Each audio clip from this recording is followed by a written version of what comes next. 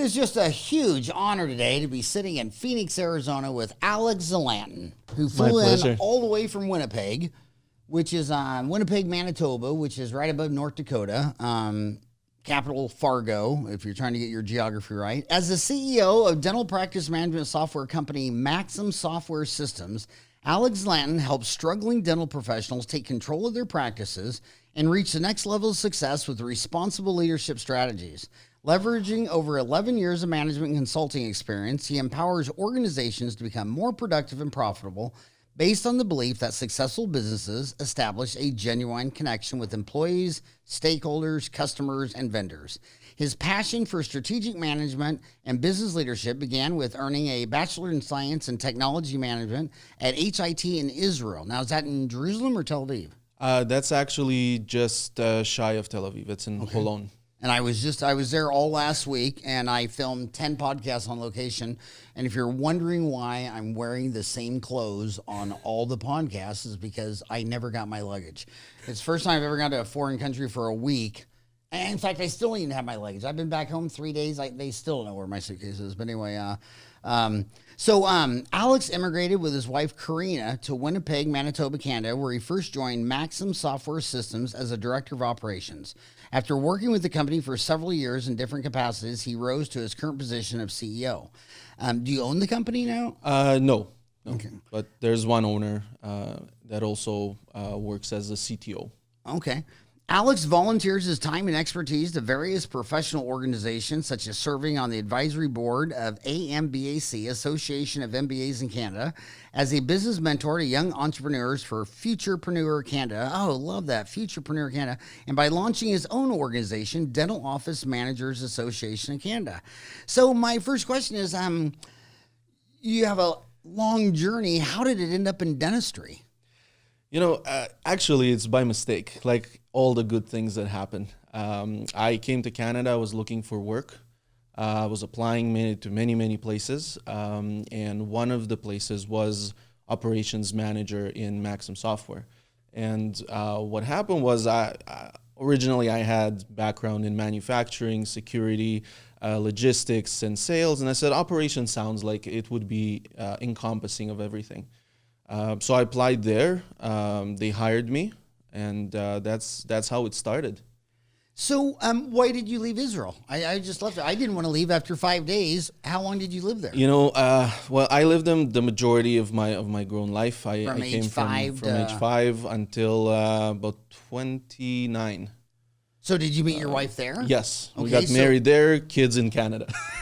But the reason I left... I don't need to meet your in-laws. You've already answered the question. You found the love of your life. You met her parents and moved to Canada. I'm just kidding. But what was the impetus behind? I think the reality is I didn't have kids yet when I got married, but I had friends with kids, and they were age 5 to 12. And when they had the escalation situations down in the south of Israel, just those kids went to wetting their beds and just had the trauma. And I said, you know what? I'm not going to take my kids through this. And I said, all my friends, all my family, they're all still there, but I have to give my kids a better. Well, kudos to you, because when you look at complex problems and you don't understand them, it's because you're up in the leaves talking to leaves. And if you can't understand something at the leaf level, you need to get underneath it and go down to branches and twigs and trunks and roots. And at the impetus of all those geopolitical problems is just that when people start making decisions based on what's best for their children and not based on revenge to someone you hate, when the love of your child trumps the hatred of your enemies, we're all going to be fine. And it's just crazy that people still make decisions that are not good for their babies out of spite for someone they currently hate. So kudos to you. Life can be challenging. And so my gosh, I don't even know where to start. Let's just start with your book. Alex Zlatin, Responsible Dental Ownership, Balancing Ethics and Business Through Purpose. So and thank you for signing this. Dear Howard, I hope you enjoyed the read. Keep up the good work. Stay great. So You have two kids. I've written a few books. I always said writing a book takes longer than having a kid. It takes 9 months to make a child. So did this take longer than 9 months to write? Just a little longer, yes. Yeah. Probably about a year in the making. Through working full time, you just take on evenings, sit at a bar. Sit at a bar? Sit at a bar. Are you Irish? No. But I guess all of the good ideas come when you have a couple of drinks. Your brain kind of soothes a little bit, forgets all the daily grind, and you just start thinking about what are the concepts that are important to pass to the readers. Benjamin Franklin said that beer was proof that God loved us. Yes. I love his quotes, by the way. They're awesome. So yeah, and I wrote the book probably about a few years ago, and I wrote it because while working with Maxim Software Systems with our Maxim software, I realized through conversations with the dentists, the office managers, the receptionists, that there's a lot of confusion, miscommunication, lack of leadership. That creates a lot of stress, and that stress leads to just a bad work environment and things that are being missed. Everyone's upset with another, and to me, because I come from a business background, it was very interesting because I could identify key areas where if you get it right, everything else just falls into place, and I decided to write a book and just share it with the dental world. Have you seen that thread on Dental Town? One of the biggest, busiest threads with most replies is, I got to find it here. So it's been on today's Active Topics for weeks. Something to the point effect of, I hate dentistry with every fiber of my body. Have you seen that thread? I believe I did not.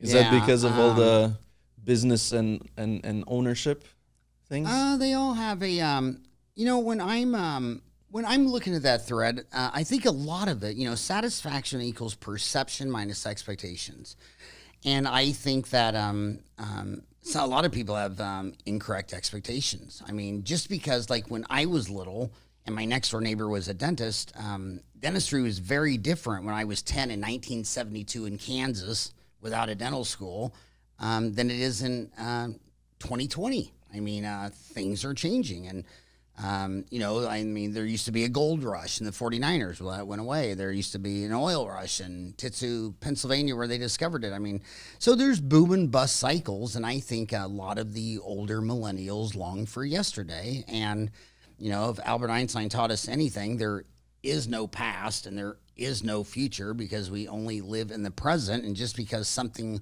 was a certain way a couple of generations ago has no bearing, on the present day reality. So I think some of it's expectations. And then a lot of it is the grass is greener on the other side. So they're got the world's smallest violin while they're making, nearly $200,000 a year with 3-day weekends, telling about how bad it is. But my gosh, how many Americans, I hate it when the press talks about the median income because these rich billionaires, they skew what I think is about $31,000 a year for the, not the mean, but the mode, the nominal mode, the middle.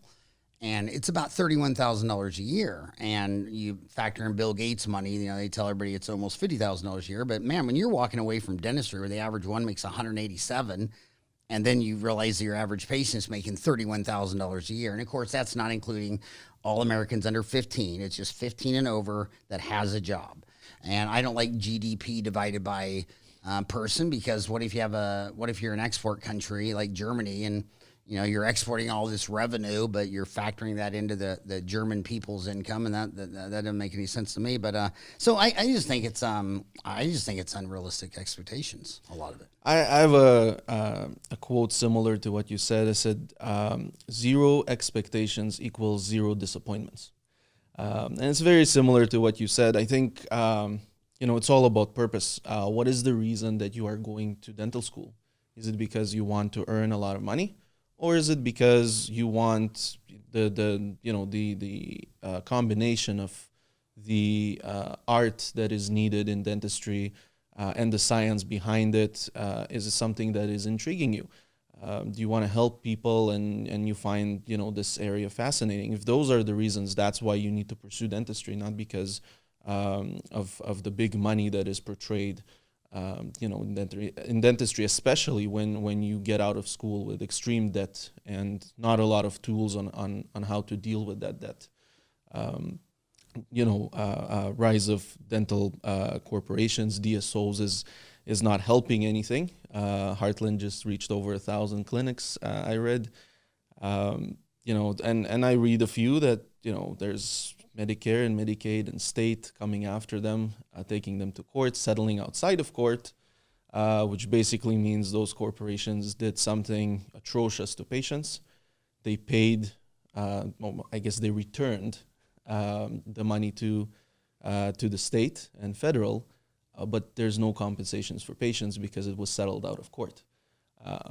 Those are very, very bad stories. I'm assuming not all DSOs are like that, just the ones that are running it through short-term business strategies. Long-term, they wouldn't do it. But,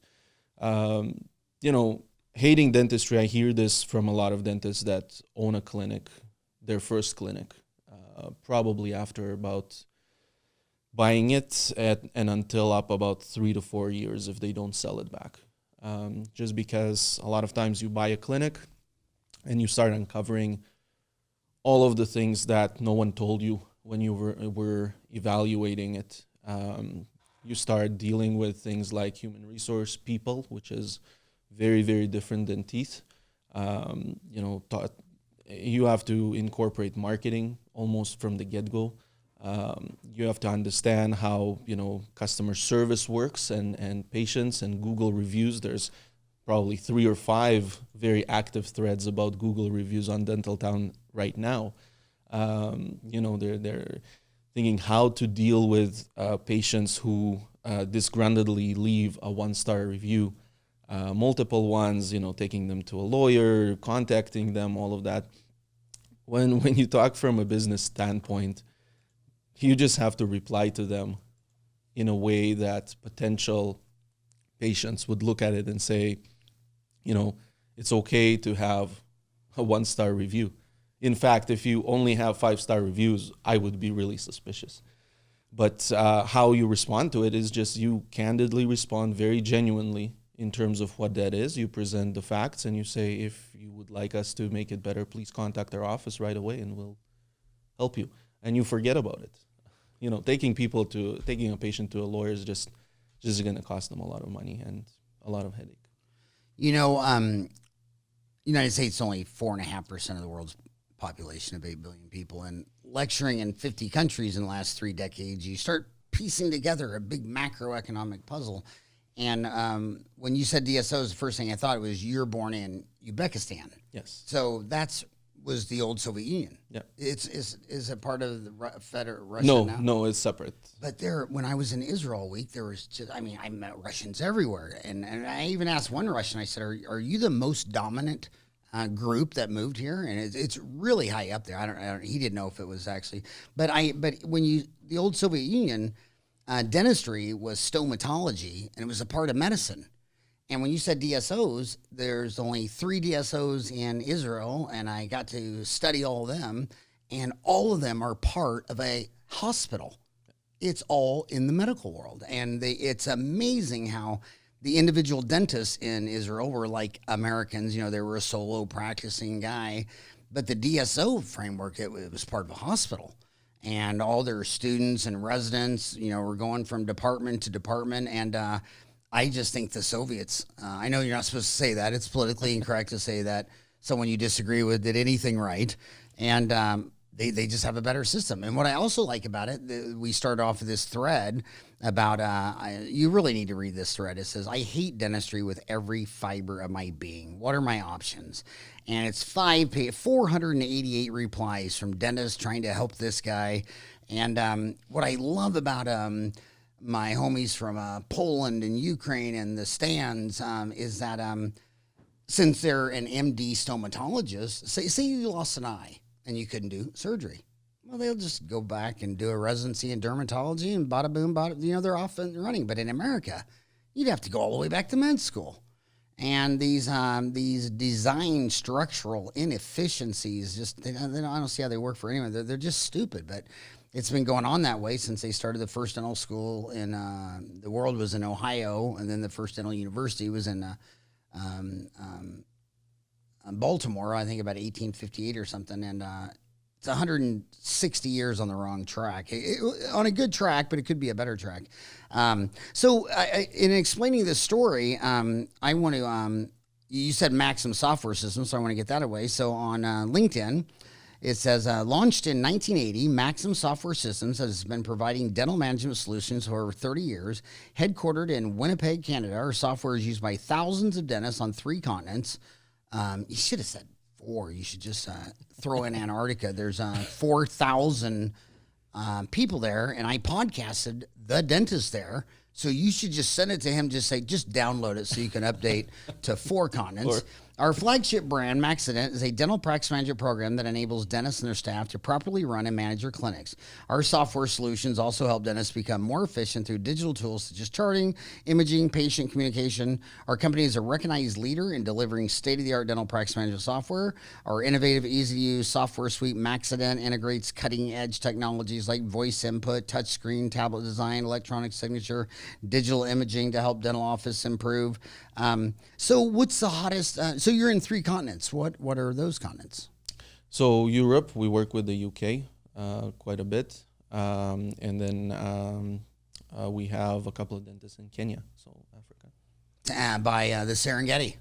Yeah, and it's interesting there. There's a dentist there that owns a dental clinic and an auto body shop together.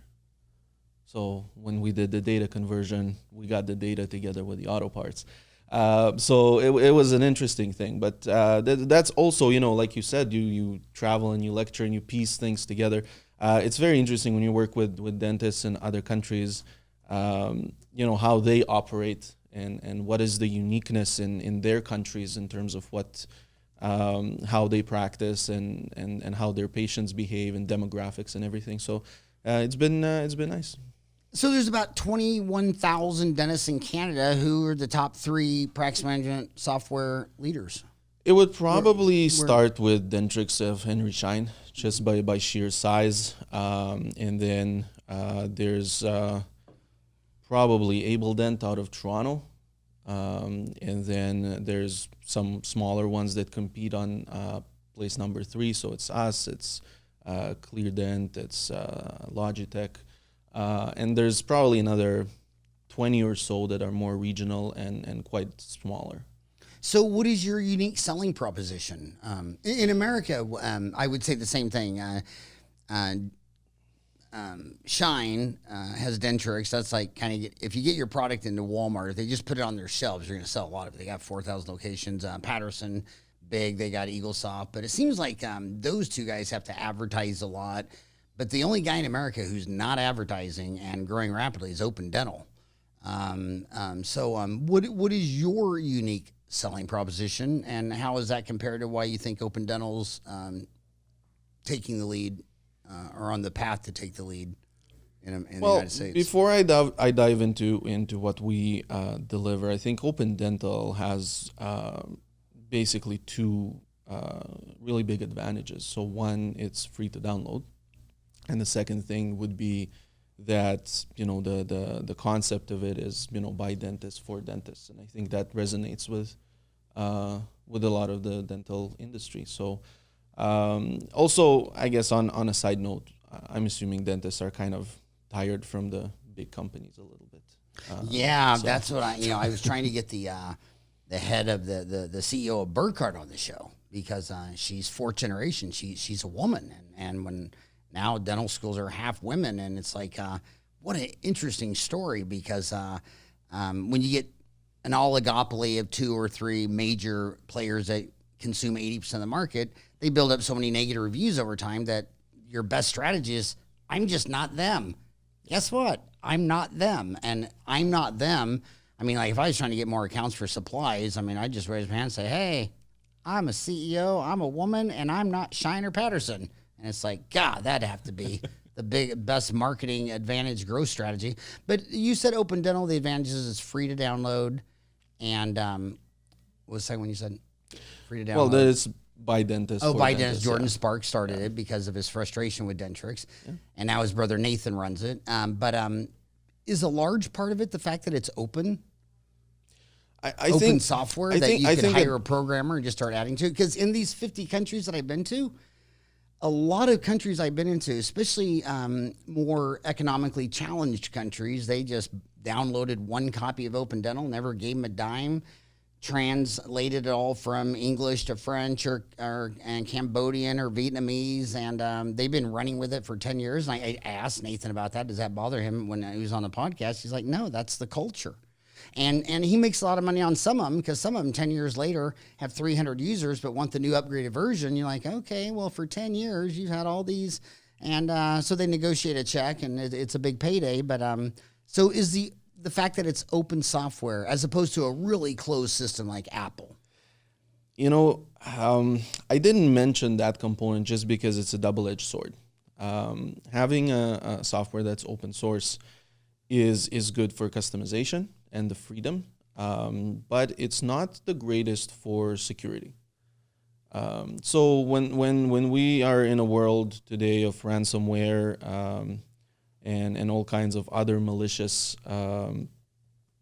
software, we want something that is extremely secure. And when you have open source, it's not only then, you know, the normal users can download a copy, also people who want to get in it are able to download it. So like I said, it's a double-edged sword. There's benefits, pros and cons to anything. And that would be, you know, my take on it. I take security very seriously, especially nowadays.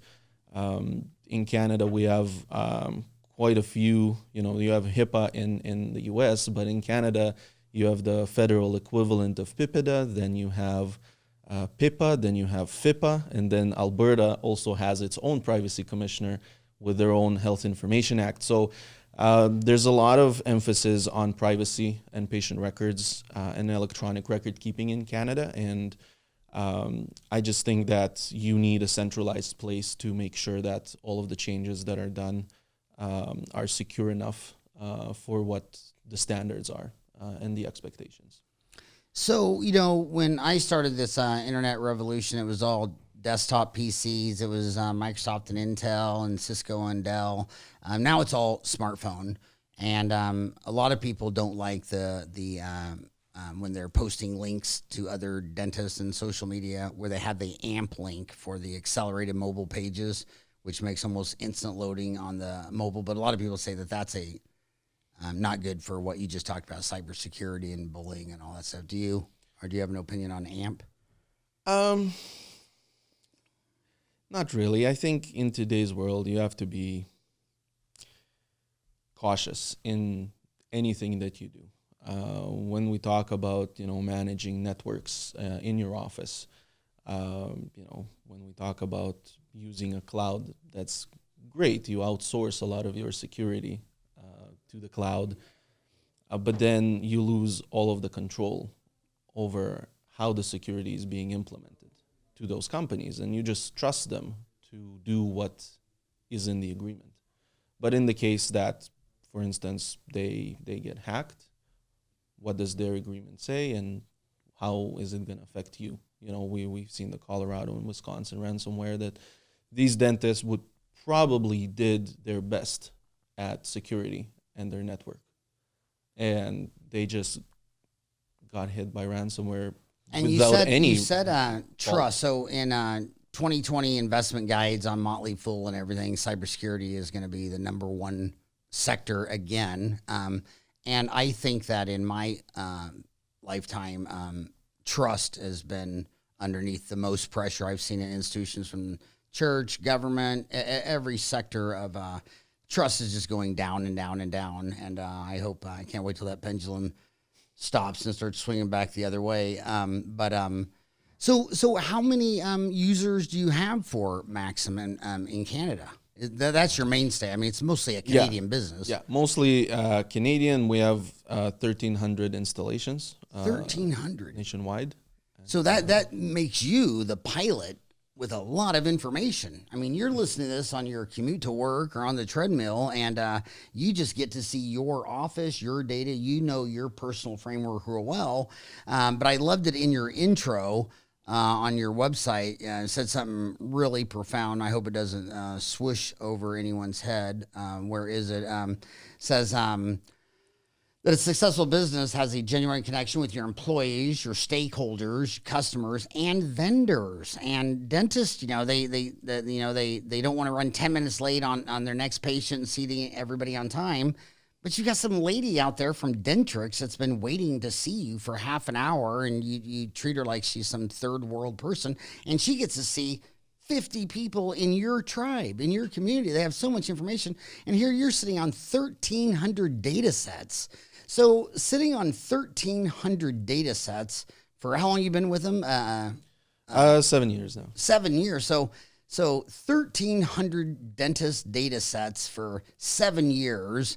And then I imagine that was all the knowledge that went into your book, Responsible Dental Ownership, which I love the title because the most obvious thing that we all see and talk about is that when a dentist owns their own office, they have skin in the game, and it's a totally different animal than the employee. Number one, the average owner, general dentist in America, nets $100,000 more than a employee, just like a specialist nets $100,000 more than a general dentist. And that's explained because in 1900, healthcare was 1% of the GDP. There were no specialties. By 2000, it was 14% of the GDP.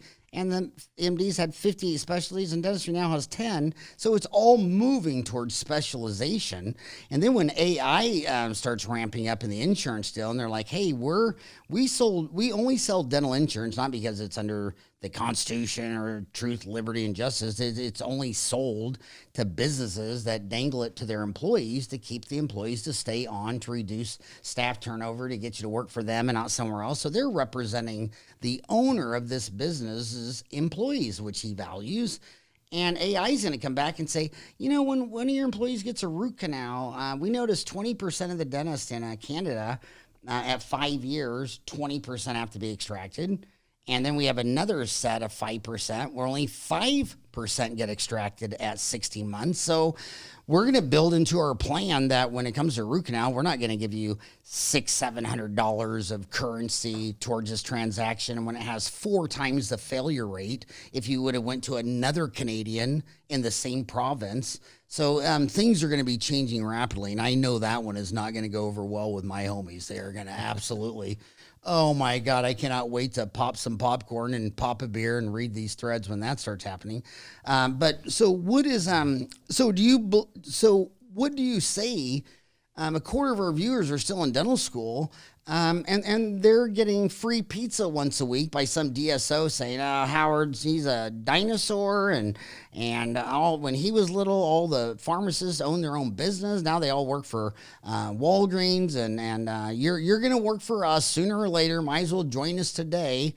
And then we see that they come out and they just job hop 5 years till they're so flipping miserable they don't even want to live. So now they're not afraid of opening up their own bankruptcy, because opening up their own dental office and going bankrupt is actually less stressful than dying. And so what would you say to these kids who think they're going to live happily ever after as an employee, that they went to school 8 years to get a job? I think there's a lot to say to them. And I think it goes back to the beginning of our conversation, and what was the reason that they went to dental school?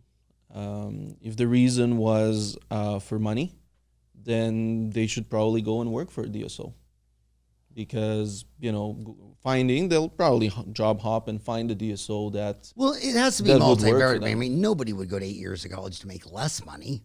So they all getting a better, higher paying job had to be part of the equation. I'm not saying that you shouldn't be paid. All I'm saying is that if you only went to dentistry because you said, well, I'm smart enough, I can do it, but I just want to earn more money than all of my friends. It's just not the right reason. I know that, we talked about immigration and why I moved from Israel to Canada. I know a lot of people who immigrate from Israel to Canada because they want better life financially. A lot of them go through 1 or 2 winters, they go back.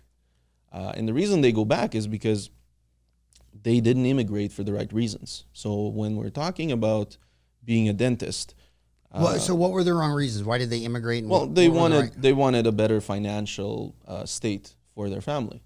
And when you immigrate, you start from zero. And when you start from zero, you go backwards. And if you're not able to climb up fast enough, then you're just going to be frustrated. And a lot of them end up going home after 1 or 2 winters in Canada. But when we go back to the students that are still in school, my message to them would be, you are able to be extremely wealthy, and not only with money, but also through just the fulfillment of having the right business and having the right culture in your clinic. All of this is possible. You're able to treat patients, you're able to make money, and you're able to work in an environment that is just happy all around. And there are ways to do it. And it starts with a journey with yourself to figure out, why do you want to own a clinic? Why would you be different? And also what you would like to be known for in your neighborhood. And once you figure that all out, you build a team around those concepts, and they'll just enhance your message, and you'll be extremely successful that way. So I think that would be regardless of the challenges that come from regulators and DSOs, there are always ways for the privately owned dentist to come up with solutions and make changes quickly to address any competition and any challenges that come their way. So talk about, of these 1,300 dental offices using Maxim Software Systems, what is the low-hanging, obvious, non-debatable fruits of happier, more successful dentists that are happy, like dentistry and meeting their objectives, as opposed to people who are job-hopping employees, miserable, burned out, and think they made a bad decision? I think a lot of it starts, it basically is 2 issues here. One, there are dentists who are not really sure why they wanted to own a clinic. In reality, there's no free lunch, right? You said if you own your clinic, you will net $100K more than if you're an employee. That's true.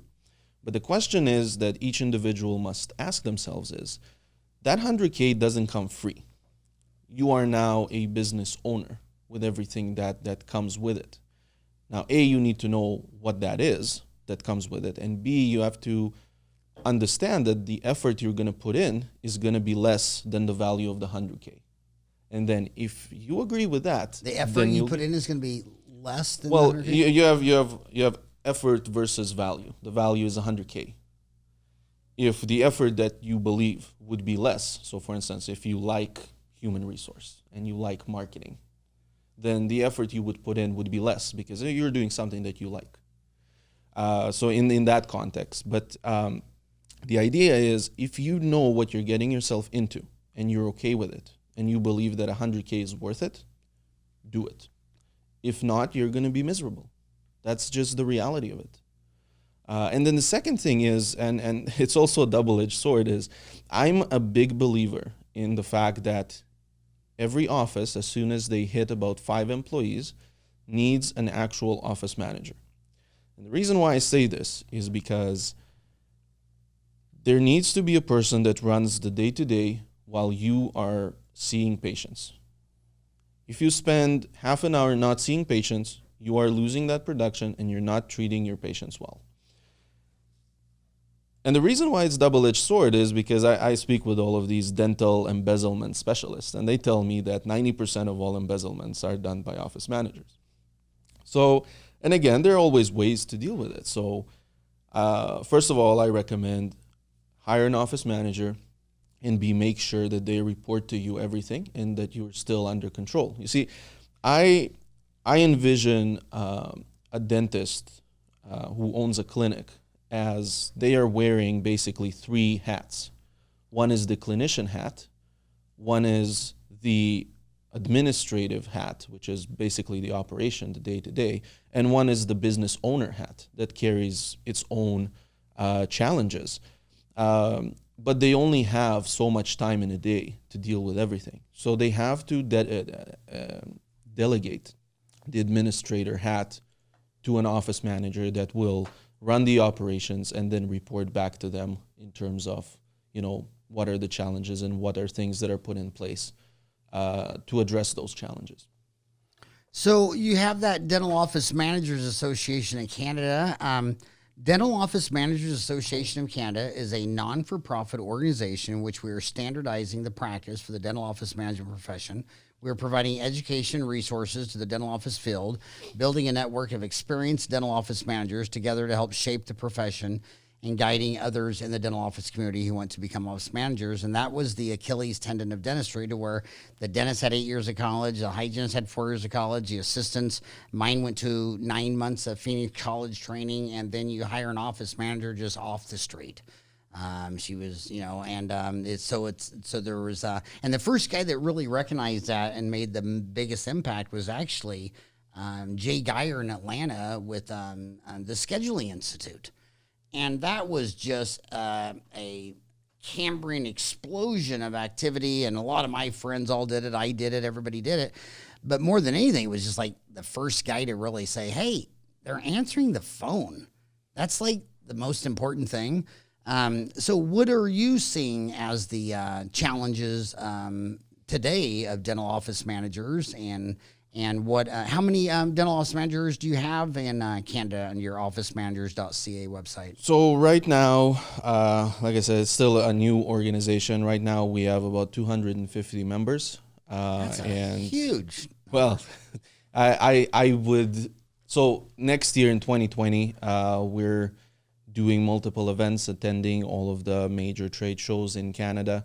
And the idea is to gather more and more members, because a professional association is only as strong as its members. So that's the goal. And what I found is, because if you go and you register to become a member, one of the questions we ask is, what are the 3 top challenges that you have? And what I found is the biggest one is, they don't feel appreciated by the owner. And that resonated with me, and I cover a little bit about that in my book as well. But basically, the way to become appreciated is that the owner needs to know what are your responsibilities. Technically, the owner needs to tell you what your responsibilities are. And then you have to do them. You have to actually execute, and you have to show to the owner your successes and challenges. Only through working together, when the owner knows what are the challenges you're facing and what are all your responsibilities and the success, only then there's actually some appreciation that might be. A lot of times, there are challenges and there are issues, and the dentist is thinking, I am paying this person so much money to just do this, and they can't, and they get really, really frustrated. So this is kind of the biggest challenge that we see with all of the members that sign up. The other one would be HR related things, how to keep staff morale, how to get employees to be engaged, and I think a lot of that is about the culture of the clinic. If everyone knows, what should the clinic be known for in their area, and why are they even in business? If they all know this and they're on board, it would just helps everyone be on the same page. So those are the 2 things that we're seeing in the vast majority of the members who sign up. That's really exciting. In the United States, Heather Colicchio started that in 2005, and she was on the show. She was podcast 490, and basically she says that she says when I launched the American Association of Dental Office Managers, AADOM, in 2005, there were national organizations for dental hygienists, assistants, and of course dentists, but none of them existed to meet the unique needs of the dental office manager. And so many dental office managers, they think they're a dental office manager, but they're not. I mean, it reminds me of Tim Ferriss's book, The 4-Hour Work Week, where he obviously he's an exaggerator. He's a storyteller. I mean, some people, when they start arguing his fine points, is like, he's not a historian. He's not an economist. He's a storyteller. He's trying to make you see something. And but he'd stand behind people, and it's like they'd come into work and they'd go visit in the hills and they'd go make coffee and eat a bagel. And he's like, okay, you got here at 8, it's 9 now. You still haven't done anything. And when I see dental office managers, they're answering the phone, checking in patients, seating patients, doing financial arrangements. And you can stand behind some of them for the entire morning and say, okay, you did not do one dental office manager task today. If you don't have a private office, a phone, a fax, a computer, have employee, working on the systems. And we saw that with the E-Myth, where they were like, why are franchises so successful? They went from non-existing to almost 15% of the economy. It's about the size of healthcare. And it's because we have a headquarters that's just working on Taco Bell or Taco John's or Chipotle's or whatever. And whereas all the other Mexican restaurants, they spend their whole day just trying to serve customers and make the food. They never get to work on the systems. What systems do you think office managers are having the most challenges with? You said that you don't think they get the respect from the dentist? Yeah. And well, that's one of their challenges. And it's very true. There's a complete lack of trust between office managers and dentists. Just because they're struggling on the actual process of how to build trust over time. They just think that it should exist, and it's not. Trust is something that, building trust is something that never ends. You start doing it and you continue and you continuously do it. And in terms of, not feeling appreciated or respected by the owner, I think that is something you need to earn. You've been put into a position, you're paid an amount of money, you have to earn that respect and appreciation by doing your work and achieving the goals that both you and the owner agree on. I think in terms of systems, I think the weakest from a skill set point would be the financial aspects. I think not a lot of office managers are involved in, let's say, a P&L, which is like the basic financial aspect of a business. I can probably count on, well, maybe both my hands, the office managers I know that actually get access to view it, not to mention even, participate in building it in terms of projections, in terms of looking at what are the expenses. These are things that if you let a person run your business and they don't have access to, then how can you expect them to achieve any financial goals if you don't let them participate in the financial projection? It's weird. So, to me, the financial, and one of the reasons why they don't do it is because, like you said, the office managers come with almost no relevant background. So if you've never seen a P&L, how can you participate in creating one?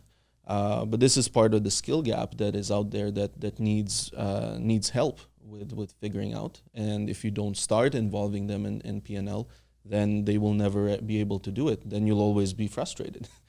Again, this is your most powerful. I mean, your intro. It's 3 paragraphs, and it's just all succinct. And in the first paragraph, you said that organizations to become more productive and profitable based on the belief that successful business establishes a genuine connection with employees. You said the office manager didn't have the trust. You said stakeholders, so they're still in dental kindergarten. Explain what a stakeholder is to a dental student. A stakeholder, at a high level, is anyone who has a stake in the business. Anyone, a patient is a stakeholder. Your associates are a stakeholder. Even your governing body might be a stakeholder. Anyone who has any sort of interest in your business. would be a stakeholder, but you want to focus on identifying those stakeholders and creating value in communication always. Having conversations with patients about, let's say they waited 10 minutes in your waiting room, just asking them how the waiting time has been passed. Did they have everything they need? Did they know what they're waiting for? Things like that. Just involving them is something that is extremely important.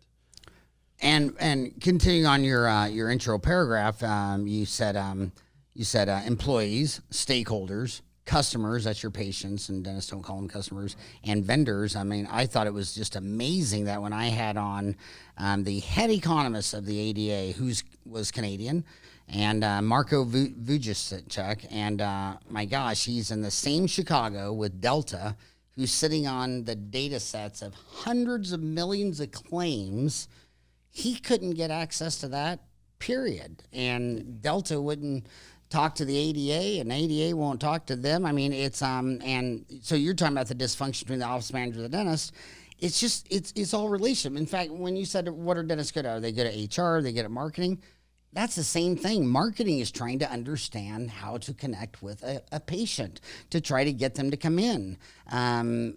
Employees, why do they work for you? Why do they not quit? Why are they not happy? I mean, at the end of the game, you just want a lot of people skills. If you get an A on people skills and you get a C on time management and financial management, you're going to be happy and wealthy. But if you get an A in financial and an A in time management and you fail people, good luck with that. Being a hermit, you need to go live out in the wild. On these dental office managers, when they come in, what do they like to learn? What skills are you teaching them where they're glad they joined the Dental Office Managers Association in Canada? I think the first thing that we work with them is about trust building with the owner. I think that's where it all starts and where it all can fail. I think you start by figuring out methods of how you can start building trust and communicate properly. Understand how the dentist who's the owner likes to communicate. And then just keep doing that, and then build trust with the rest of the employees. That's the other side of it. Understanding what they do, their challenges, and starting to help them be able to do their jobs better. Those are ways where you can instantly bring value. From there, obviously, we talk to them about employment standards from a human resource standpoint. Human rights is huge in Canada right now, so everything that has to do with human rights. Talk to them about marketing, the fact that obviously they have to get control over the marketing of the clinic, because what I find is a lot of offices outsource marketing to a company, a marketing company, which is great, but then they do all of these things that might not be consistent with the message of the office. And I think that it's so important that someone in the office who has a vast interest in the success would be in control of the marketing, know when things are going out, what is the message, and make sure it's all consistent, because that is key in marketing.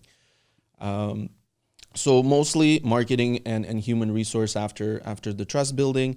And then we also train them on things, customer service related, how to address an irate client, patient, how to just identify things within a phone call. A lot of times, a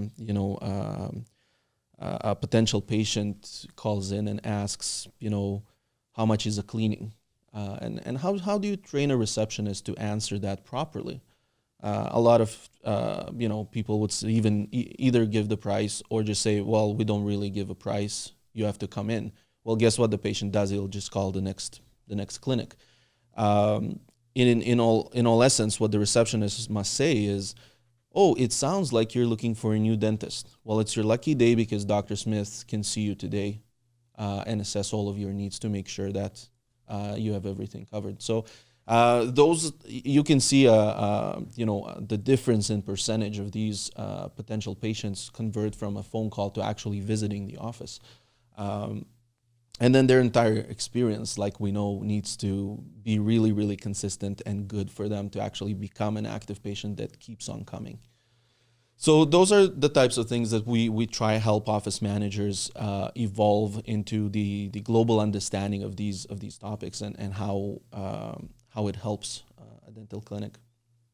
You know, I always loved anthropology because the tooth is the most inorganic part of the human body, and they always find the teeth, and then maybe some bones, but never the skin or the flesh or the organs. And Abraham Maslow, you know, he wrote that the hierarchy needs theory in 1943, and Maslow on management was probably the most profound management book I ever read because, you know, again, you're listening to people bark and squawk at each other up in the trees, and you want to get way underneath it. I mean, try to go back a million years to Homo erectus or something, and Lucy, who's right here at ASU, you know, it's a well understood animal, Homo sapien, and it's you got to understand what their needs are, and social needs, high order needs, trust, communication, whether it's the doctor with the patient. I was talking to an endodontist in Israel, and it's like one of the biggest lawsuits in Israel about a failed endo is the file broke, and you just simply didn't even tell them. I mean, cars break, refrigerators break. What have you ever bought that is impossible to break? So you're doing a root canal with a engine-driven NiTi, and the file breaks. Well, I mean, are you shocked? I mean, was this not a possibility? Why can't you just say, "Hey, Alex, I'm so sorry, but you know how a car engine can throw a rod or a brake pad? Well, that darn file just broke off." And now they both know, oh, we're human. The patient like, oh, wow. The big doctor made a mistake, and it's just you look at those reviews. I look at those reviews. The dentists always see the review and want to get a lawyer and have it taken down and sue. It's like this little wild animal is desperately screaming in the trees, squawking, trying in this haphazard way to communicate. Every time I get a bad review, the first thing I do is pick up the phone and call him. One time, the wife said, he'll never come to the phone. I mean, seriously, Howard, if you were standing right here in the driveway, he'd probably punch you. And I'm like, well, I'm only a mile away. I don't care if I get punched. I wrestled for 4 years. I can take a shot. Do you care if I come over? She goes, are you out of your mind? I said, that's what everyone tells me. And I went over there, and he unloaded on me. Basically, it was the hygienist. It was a new patient, and he needed 4 quadrants root-plane curettage. And the greatest dentist in the world, who he'd known for 30 years and retired, said he was fine, never mentioned any of it. And so, again, it was just trust. And, but anyway, it's just communication. Just talk to your place. So it's on the chain of command. Now, you know, the biggest institutions and the oldest ones, like the Catholic Church, they got a pope, cardinals, archbishops, bishops, monsignors, priests, altar boys, parishioners. The military doesn't let you manage more than 7. So you got a colonel, 7 report. Each one of them have 7. All of them have 7, all the way down to 3 million base. And it's all, I see it in the dental office all the time. I see when I lectured for FADOM in San Diego, they were all telling me that, that the office manager would work this problem. She'd get it all solved. She'd consult on your Facebook group for dental office managers, and and then she'd implement this, and then they'd run to the doctor, and then he'd cut her feet out and say, don't worry about that. That's why the doctor's wife, the spouse, has such a bad reputation because look, the spouse is sleeping with your dentist. This is what they're doing, and they probably talked about it last night in bed, and so they don't like her because she's a constraint. She's like, no, the water can't flow that way anymore. It has to flow that way.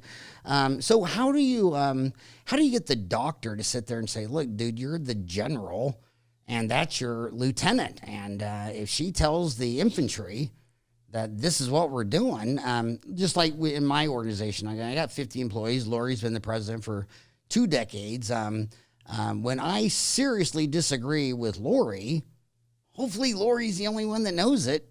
I mean, you take the reply all away and you reply, and if it's and if you're and after 2 emails, if it's not flowing, come on, you live in the same town, so only allow the digital communication. I always play baseball. 3 strikes, you're out. You did it. They come back. They still don't get replied. They come back. It's like, okay, that's 3.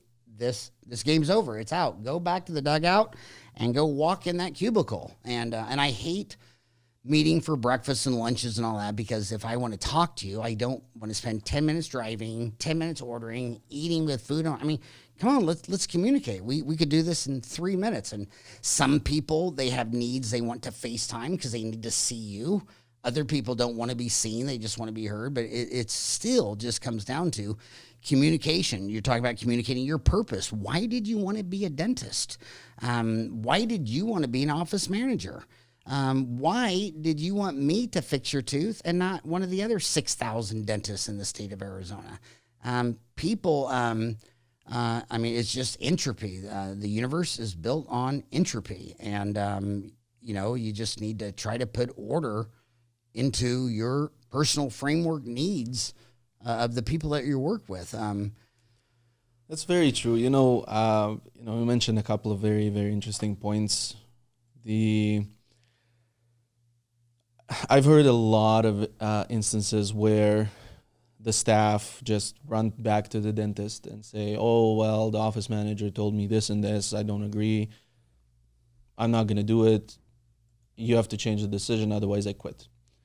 Things like that, it happens all the time. I think it's all about, do you as the dentist show the staff that the office manager is the person in charge?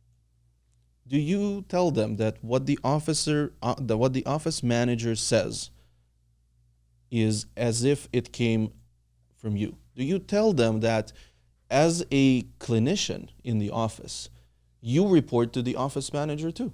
And the office manager is the manager of everyone. Then the office manager, like a CEO, would report to the board. The board would be the dentist. And in that case, they talk about financials, about goals, about plans, about challenges, plans for next year. That would be in a separate meeting. But in the day-to-day, when the dentist is in the office treating patients, they are an employee.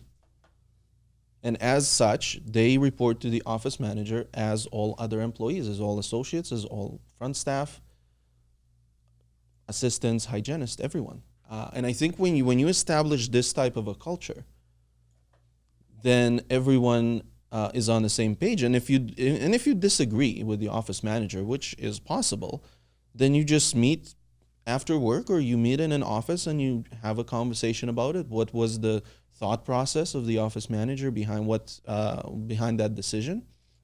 And you just talk it out, because obviously if you're on the same page, you're all there for the same purpose, then you'll be able to reach the same conclusion. So I think presenting to everyone in the staff that the office manager is the ultimate decision maker, while having meetings, if you disagree, like you mentioned, just go into that cubicle or go into that small office, have a conversation. That is how it needs to be. You have to present a unified front to all the staff, and whatever disagreements you have, you solve them outside of that. So, there's some disturbing trends in dentistry. I mean, if we just look at 2005 to 2015, I mean, owner GP's income went from 229 down to 192 for owner GPs. All GPs, it went from 215 down to 180. And for non-owner GPs, it went from 137 to 120. Do you think that with DSOs, with more government involvement in reimbursement rates and with politicians saying that healthcare should be free, and you're from Canada, which is more like the other 20 richest countries providing the free healthcare side. Do you think, what are going to be the challenges of that over the next 20 years until your age today to my age now? Yeah, I think that it's going to become more and more difficult to own a clinic. Expenses are going to go up. Revenue is going to go down. You're going to have to find ways of how to increase revenue and how to cut on expenses, but still deliver the same quality of work. There are going to be technological solutions that would come to help you in your aid. I always, because I'm a CEO of a tech company, I always get the question of, what dentistry is going to look like in like 15, 20 years. And again, I'm not a prophet, but I'm thinking that the hygienist would be a profession of the past. Maybe not in 20 years, but maybe later on. There's going to be nanobots that are just going to clean your teeth and provide all the scaling and all of the diagnostic of everything. You're just going to just do a mouthwash, and they will just do the job there. I think that part of it is going to eliminate a lot of the overhead for expenses in the hygiene department. I know that, there's been already talks, not 20 years, but maybe 5 to 10. Dental radiology is going to be a profession of the past with AI and all of the just computer generating all of the diagnostic and everything. I still feel that, machines are great in what they do, but you still need a person to look at it. So there probably will still be a few radiologists that are just going to guide those particular companies that do the reading of the radiographs. But that is kind of the future. We do teledentistry is a trend right now. And it helps a lot of rural communities where otherwise they wouldn't get any access to a dentist. I think those trends are going to continue. There's going to be some, guided surgeries and stuff like that done. I heard they did a guided surgery over the internet with the help of a robot. So all of these things are technologies that are coming to help reduce some of the expenses, and technology is developing in a very rapid pace. And then, as long as people are alive, they're going to need dental treatment. So there are patients there that need a treatment. So all of these subscription models for dentistry are not a bad idea if you're looking at ways to help out bigger population and providing some other financial ways for patients to pay for it. So those are kind of the trends that I'm seeing, kind of in the maybe foreseeable or not foreseeable. Well, what you said, there's already a lot of data for. Again, I think one of the greatest things to open up my mind was going to other countries and seeing the same population of 8 billion humans with the same disease, the same dentistry, just all tackling it from different customs, cultures, and tribes. And you already see that the only 3 publicly traded dental DSOs in the world today, none of them have hygienists.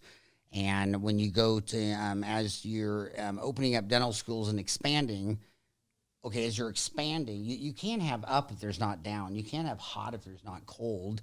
If something new comes out and you say, oh, that's great, it's going to do this. Well, if it can do something great, then by simple math, it can do something bad. Take nuclear technology. It can be nuclear energy in medicine or a damn bomb that kills a lot of people. And when you look at the oral radiology, a human can only see down to 50 microns. Well, nobody would suggest, if you're reading a data set of an x-ray, say, hey, I get an idea.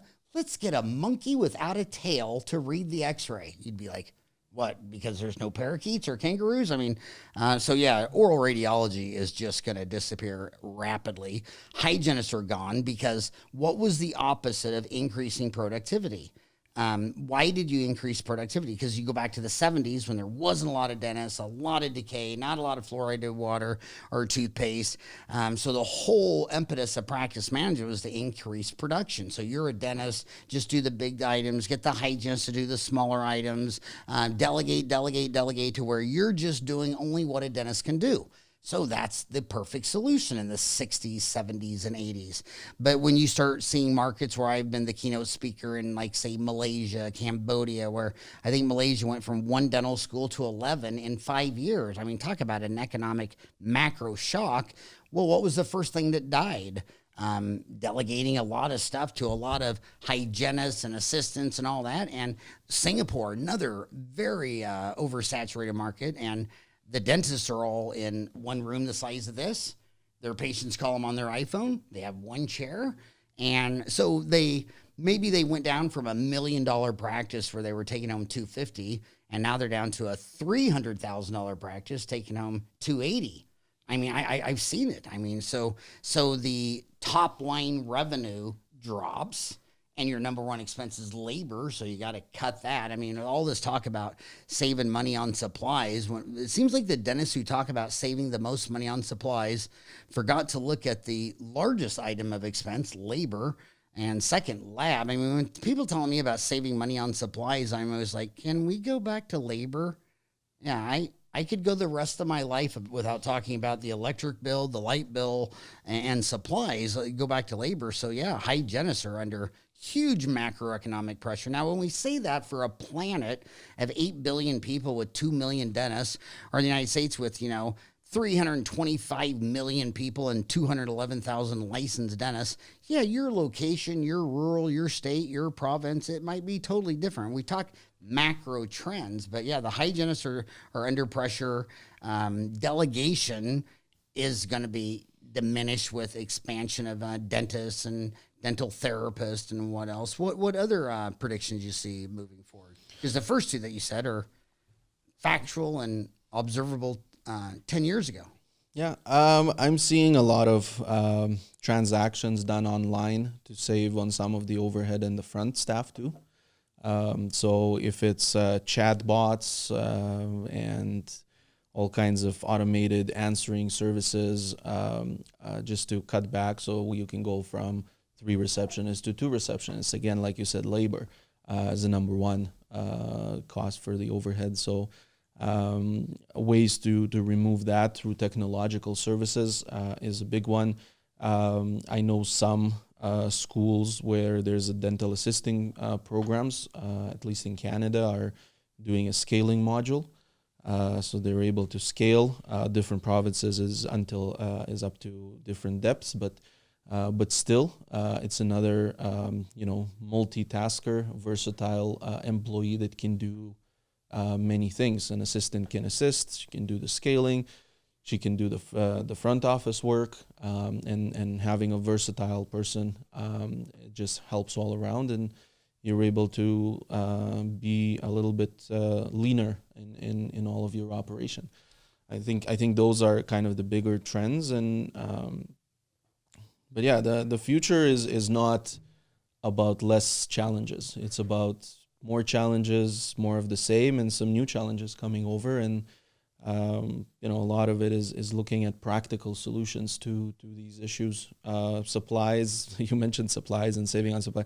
That's good, but you can go from being at 6% to 3%, which is great. But at the end of the year, that's not a huge impact to your clinic. You're going to feel great about it because you saved, and you still got the same supplies, but still, like you said, overhead for salaries. That's what I don't understand about DSOs, because a lot of these DSOs, I mean, the average norm for DSOs are going to take, 15, 18% off the top? Yeah. Well, hell, if they were so damn good, they could give you a free lab and supplies, it'd be equal. Well, they're not going to do that. If you sold to a DSO and they said, oh, by the way, after you sell to us, there'll be no cost for supplies and labs, you get my intention. But they're never going to do that to your second and third largest expense. So, but we talked about your opening on your paragraph about, getting along with stakeholders. And, we were talking about how these are challenges for dentists, but the other stakeholders are the patients. And 8.5% of emergency room visits are odontogenic in origin because the doctors work 32 hours a week, Monday through Thursday, and then spend 3-day weekends crying about how hard they work. And the patient, which when I'm gone, that's going to be my 5 grandchildren and their children. I don't want my great-great-grandchildren to wait 3 days with an abscess before dumbass can get them in the office. I mean, the patient should come first and equal to the. So the patients are going to win. I'm liking that part of it, and then there's going to be more specialties. I think that's going to come around. So you're the officemanagers.ca is a nonprofit, and you said you're not a profit, but profit is spelled Profit. I mean, I hope you're a dental profit, not the PRHO or whatever. But why is it a nonprofit, and what is your purpose of putting all this effort into officemanagers.ca for Canada when it's a nonprofit? Or did you just marry well? No, sitting on a ton of so cash. like I said, How rich was she? my full-time job is with Maxim. So I run that. Obviously, it's a software company. It is for profit.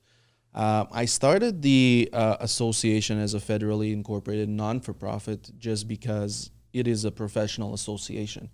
As such, it just needs to be non-for-profit because it needs to have a purpose for the benefit of its members. And like the person that started the American counterpart, it's all about having that professional association to certify the receptionists, to certify the office managers, to certify dental consultants. Anyone today can just self-proclaim to be a dental consultant, take 30 to 50K for their consulting services and leave a clinic in havoc. That is horrible. So creating standards, certifying these individuals in the industry is going to remove a lot of stress. Beyond that, we're going to accredit programs that are relevant to it. So a lot of dental receptionist programs are going to go through accreditation. We're already running a pilot with a dental receptionist program with 3 campuses in Canada. Once that is done, we're going to expand it to the rest of the schools. I believe there's 1 or 2 schools that are training somewhat to be a dental office manager, but we'll have to review and accredit those programs as well.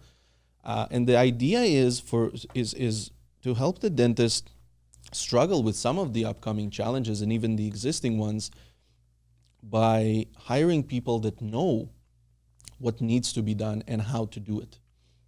And I think that's the goal, and it's like I said, it's not about the profit in that particular organization. It's about creating the value in the dental industry and creating some standards in a set of professions that have just been overlooked for, since inception. So is that association completely different than Maxim Software Systems? I mean, Arthur Arkin Yes. founded that 40 years ago. Yes, definitely. So the association, like I said, is a federally incorporated nonprofit, separate legal entity, and was established in 2015. Although, like I said, I do have a full-time job, so I didn't really have much time to grow it. But I think that now I have a good team of people that are going to support us, and we're going to probably have some local chapters as well and build them from the ground up in the upcoming year. So it's very exciting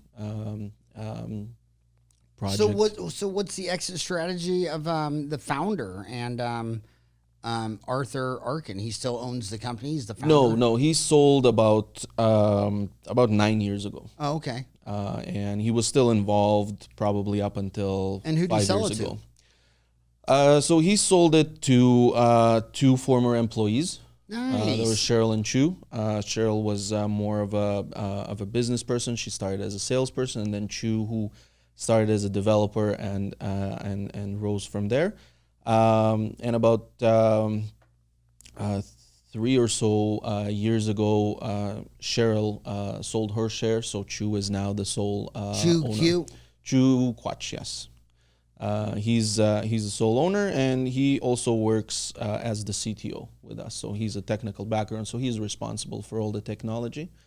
And it's funny because he's the owner, but he's also an employee. So it's our relationship is very similar to how an office manager and an owner work in a dental clinic, whereby in his day job, he reports to me. while we have, periodic meetings about, financials and goals and everything. And the funny part is, like I said, it's not about these formal meetings. It's all about communication. I talk to him every day, share some of my challenges. He shares some of his challenges. We have great conversations, and we're all on the same page. I believe this is something that's very important for office managers and owners in a dental clinic. So how does the dental software business, we're talking about the challenges of dentistry over the next 10, 20 years. How does the dental software challenges look? Do you think that's all going to consolidate? The most obvious is AI going to come in and take all this managerial accounting and, what does he think of his 20-year prospects of this line of business and what will impact it the most? I think that specifically in the dental software world, all of the software that exists right now is data entry driven. If a user does not do the data entry correctly, nothing is going to work. And I think that with AI and with more tools that are available right now, the software that, the next generation of our flagship product that we're building at the moment is not driven by data entry, is driven by workflows and processes. And the idea is to remove a lot of the thinking from the end user. So a receptionist comes in the morning, she sits at her computer, and then she's like, okay, so what am I doing now? And then they have to figure out what it is that they're doing. Well, our new software is not going to be like that. It's going to basically tell the user what it is that they need to do and priority levels. And then it will also report to the manager and to whomever they want in terms of what was done and what wasn't done at the end of the day. And with the idea that, it's also going to help hire front staff because they don't necessarily need to have extensive training and a lot of understanding. You can just plug and play them into the software because the software is smart enough to guide them into what needs to be done. Nice. My God, we went over 20 minutes. What did we not talk about more of that you wish we did talk about more? Well, I think you asked originally about what is Maxident's or Maxim Software Systems kind of proposition to the dentist, and we kind of went and talked a little bit about open dental at that time.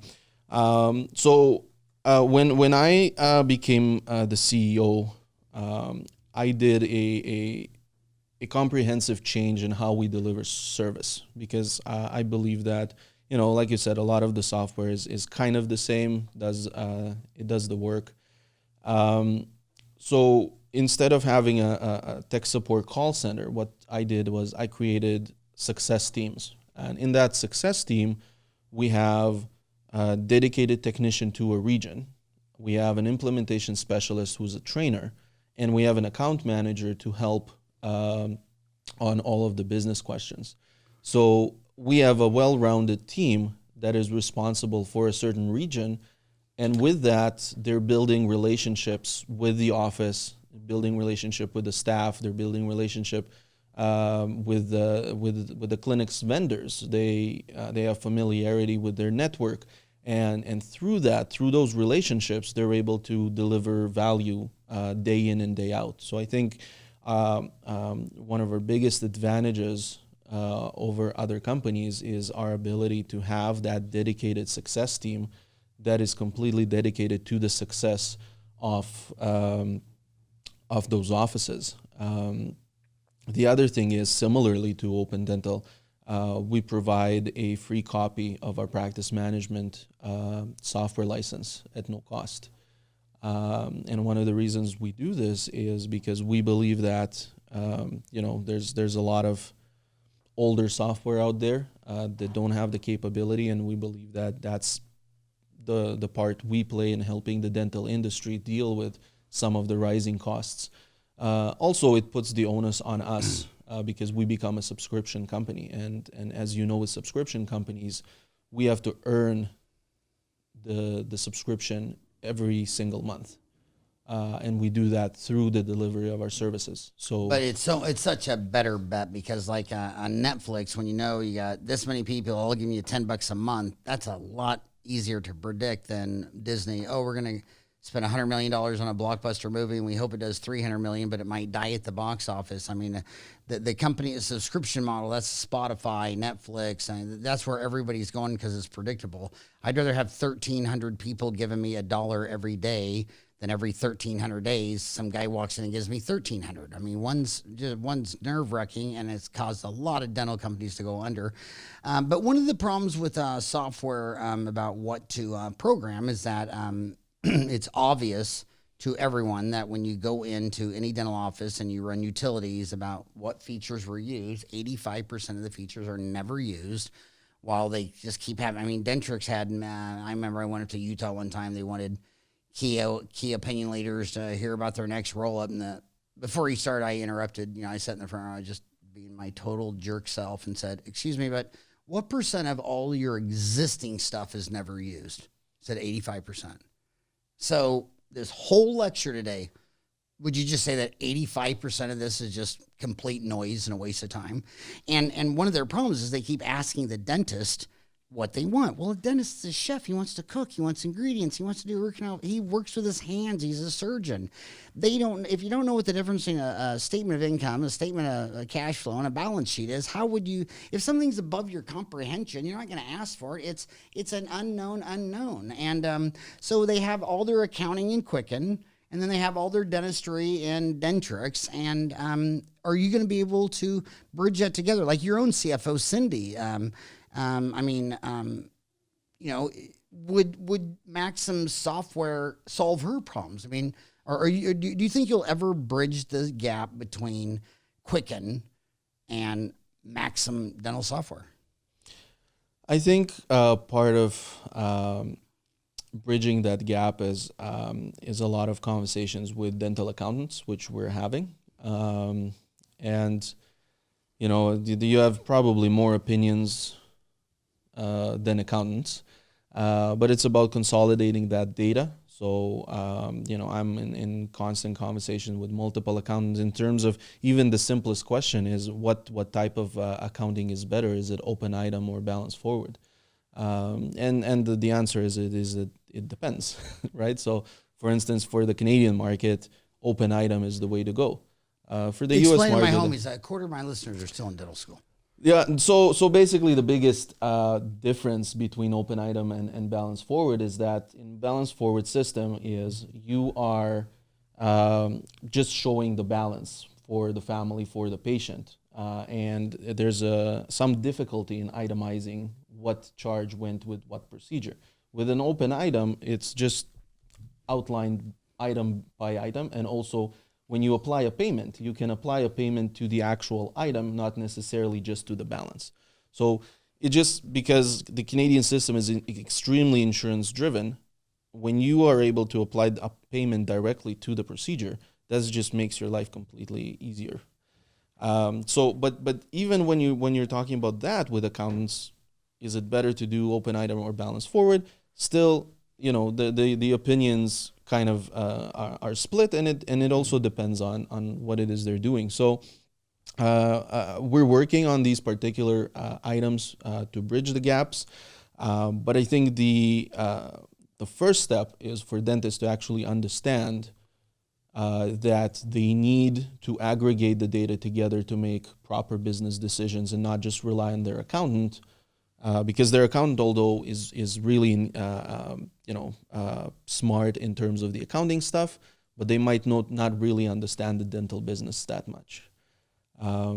So they need to take responsibility. The software solves problems, and you said you can't ask dentists about what they want in software. It's like that quote from Henry Ford that says, he said, if I would have asked people what they want, they would tell me faster horses. So it's the same thing. Sometimes you have to be a visionary. You have to look at things and say, okay, if I was this dental clinic with all of the known challenges, what is it that I would need, right? So this is kind of the software gaps that are out there that are being bridged with, new technologies, new concepts. I just tweeted your book on Twitter, and what I love about your book is you're listening to this right now, probably audio, and your book, Responsible Dental Ownership, Balancing Ethics and Business Through Purpose, is available on audio. When I came out with my book, I had a book, and all the reviews were like, give me audio, audio, audio, and I didn't get the audio out for like 6 months, and the audio dwarfed the reading an old cut down tree. So if you're listening to this, go to Amazon.com. His name is Alex Zlatin. So it's the word Latin with a Z in front of it. It's a cool name. I love it. Alex Zlatin. Are you named after Alex the Great? Yes, Alexander actually, the Great? yes. Yeah. Protector of people. Nice. And responsible dental ownership, balancing ethics and business through purpose. His website is Alex Zlatin, just Latin with a Z, alexzlatin.com.